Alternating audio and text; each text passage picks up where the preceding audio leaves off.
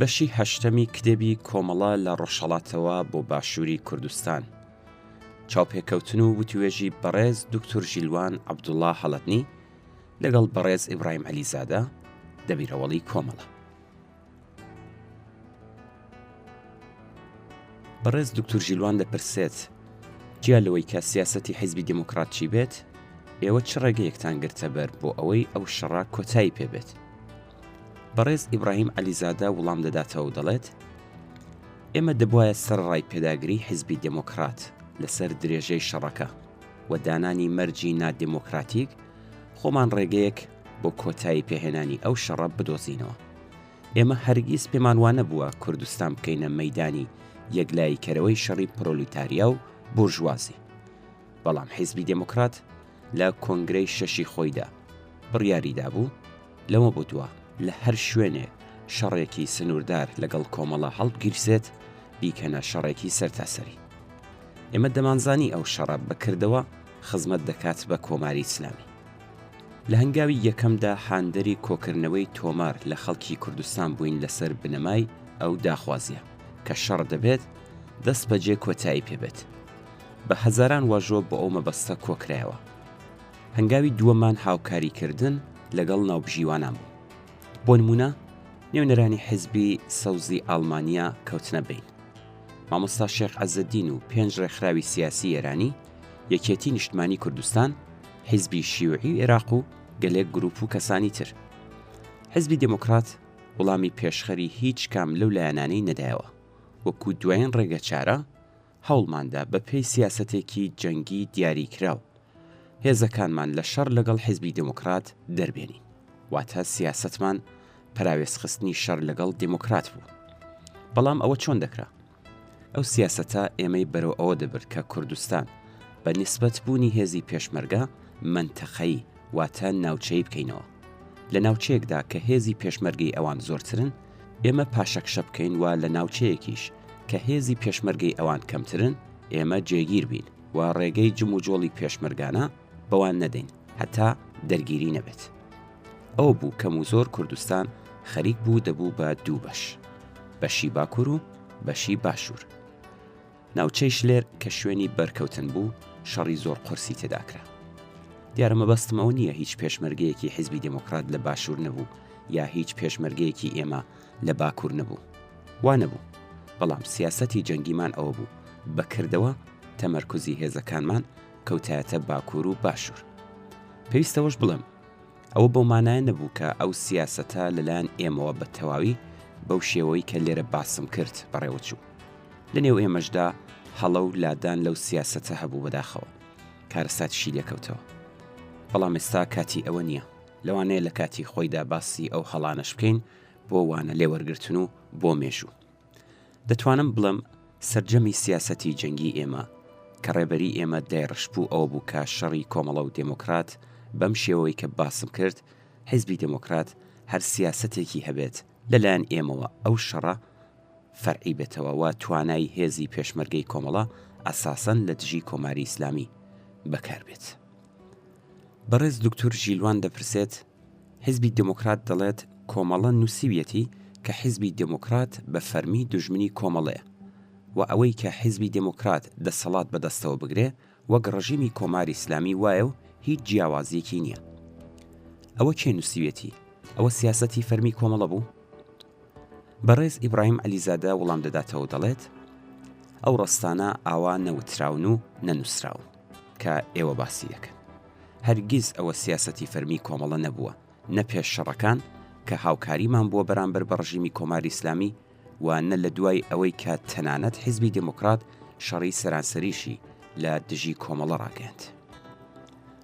بەڕێز دکتۆر ژیلوان دەپرسێت واتە ئێوە ویستوتانە شەڕەکە ناوچەیی بێت و ئەوان بڕیاری سەرانسەریکردنی شەڕەکەیاندا؟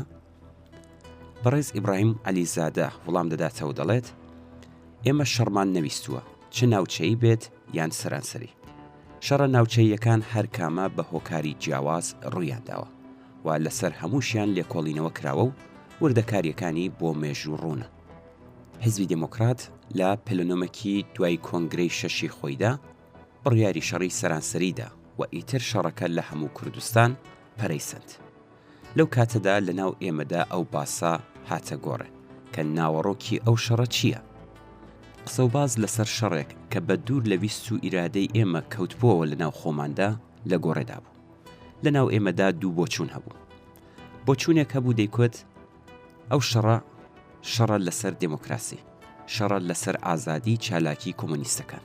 دەبێت ئامانجی ئێمە و سەرکەوتن بۆ ئێمە لەو شەڕەدا دابینبوونی ئازادی چالاکی کۆمۆنیستی لە کوردستان بێت. بۆچوونەکەی تریش لای وابوو پێویستە بۆ دابینبوونی ئازادی چالاکی کۆمۆنیستی لە کوردستان خەبات بکەین. بەڵام ئەم شەڕەی بە شەڕێکی چینایەتی پێناسە دەکرد و ئێمە گۆشەیەک لە سێ کوچکی ڕژیمی ئێران و حیزبی دیموکراتی.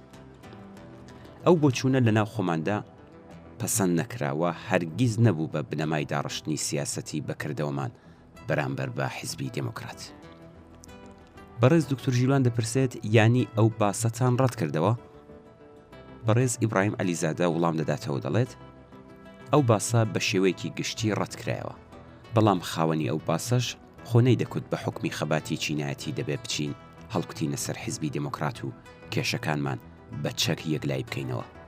ئەو دەیکوت بۆیە لێمان دەدەن چونکە خاوەنی بیر و بۆچوونێکی چینایەتین، ئێمە دەبێت بەرەنگاری بکەین و نابێت تەسلیم بین. ئەو بۆچوونانەی ئەو هاوڕێیانە لە جەوهەری خۆیدا شەرخوازانە نەبوو، تەنانەت هاوڕێی خاوەنی ئەو بەحسە خۆی لە ئەندازیارانی داڕشتنی گەڵاڵەی هاوکاری لەگەڵ حیزبی دیموکرات لە ساڵەکانی 1970 و 1970 بوو. بەڕێز دکتۆر ژیلوان دەپرسێت حیزبی دیموکرات جاری وایە لە بڵاوکراوەکانی خۆیاندا باسلەوە دەکەن کە کۆمەڵە لە دوو بڵاوکراوەدا باسلەوە دەکات کە دەمانەویست لەگەڵ کۆمەڵەدا دانیشین، بەڵام ئەوان شەڕی ڕاگەیاندنیان گەیاندە ڕادەیەک کە قسەیان بە ڕەمزەکانمان دەوت. بۆ نمونە لە شوێنێکدا دەڵێ ئیبراهیمی عەلیزادە وتوێتی قازی محەممەد ئینسانێکی لیبراڵی خەیاڵی بووە و بە هیچ جۆرێک بەرگری لە شۆڕش نەکردو و لە سێدارەدانیشی هیچ شانازی نەبوو.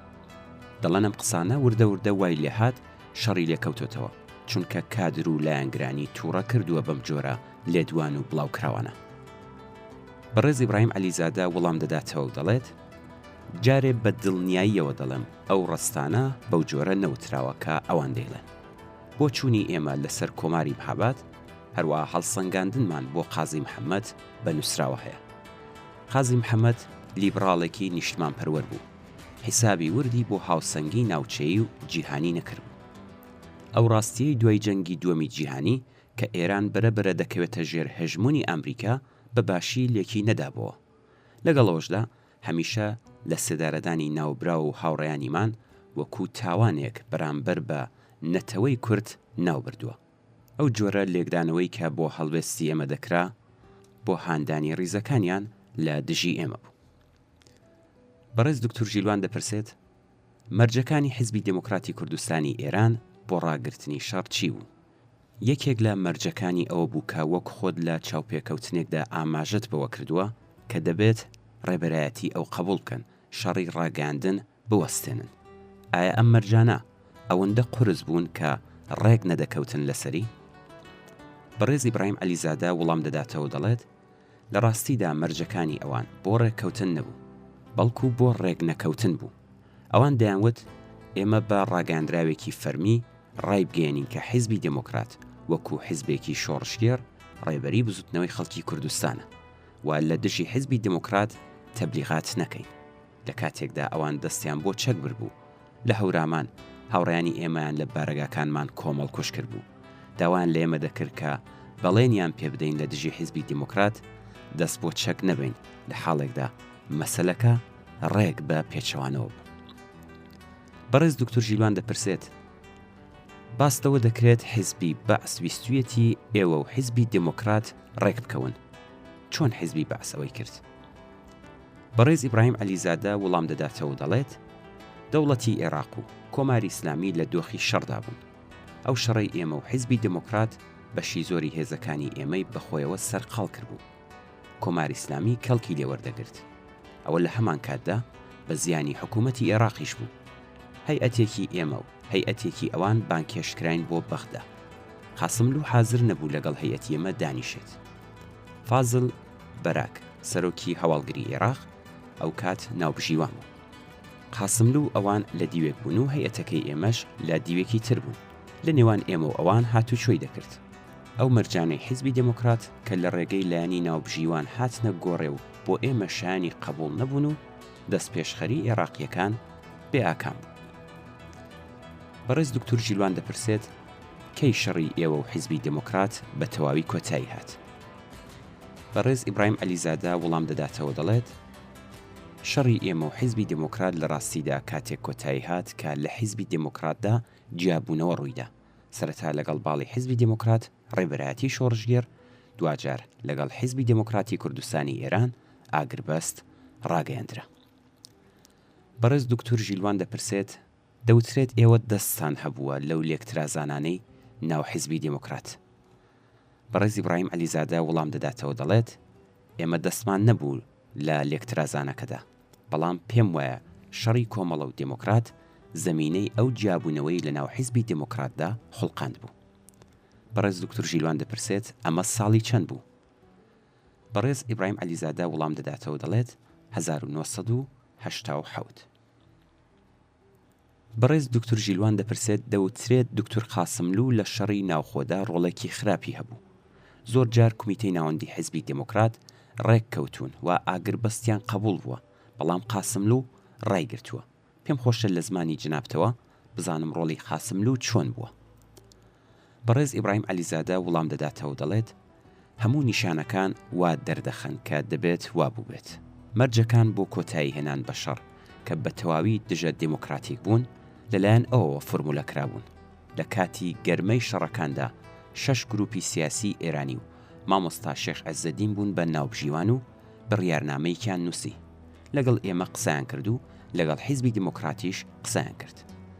هەردوولا لەسەر ئەوە ڕێکەوتین. ئەوەش کاتێک بوو دکتۆر قاسملوو لە دەرەوەی وڵات بوو. لەسەر پێشنیاری لایەنەکانی ناوبژیوان ڕێکەوتین و بڕیار بوو شەڕ تەواو بێت. تەنها ئەوە مابوو واژۆ بکرێت.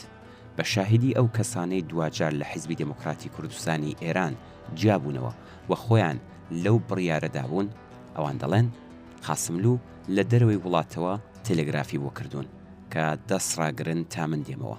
کاتێک قاسملوو لە دەرەوە دێتەوە 3 مەرجدادەنێت لە جیاتی ئەو پێشنیارەی 6 جەریانە سیاسیە کە کردویانە بۆ ڕێکەوتن و لە واقعدا قاسملوو بە کردداری پێشی لەوە گرت کە شەڕ تەواو بێت.